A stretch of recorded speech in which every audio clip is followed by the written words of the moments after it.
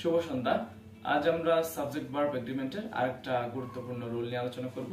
চলো আলোচনা শুরু করা যাক, ঠিক আছে? আচ্ছা, কোনো একটা সেন্টেন্সে সাবজেক্ট হিসেবে যদি infinitive, participle, জিরান্ড, close, phrase, uncountable noun অথবা সিঙ্গুলার কাউন্টেবল নাউন যদি বসে, অর্থাৎ এই সব কিছু যদি সাবজেক্ট হিসেবে বসে, তখন ভার্ব সিঙ্গুলার হয়। কিভাবে? চলো আমরা একটা এক্সাম্পল দিয়ে শিখে। প্রথমে আসো জেরান্ডের এক্সাম্পল, ঠিক আছে? আমরা যদি বলি swimming is a good exercise, তার মানে এই যে সুইমিং, এটা সুইমিং ভার্বটা হচ্ছে কি জিরান্ড, ঠিক আছে? এরপর কি বসলো? ইজ বসলো, তার মানে সুইমিং এর পর যে ভার্বটা সে ভার্বটা কি হয়েছে?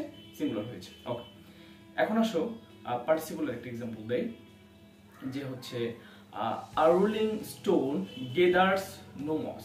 দেখো, আ রোলিং স্টোন, রোলিং হচ্ছে কি প্রেজেন্ট পার্টিসিপল, ঠিক আছে? এরপর গেদার্স, এখানে কি হয়েছে? সিঙ্গুলার ভার্ব হয়েছে, ঠিক আছে? ওকে, এরপর আসো ইনফিনিটিভ। যদি আমি এক্সাম্পল দেই যে to buy a house in the United States is my dream, ঠিক আছে?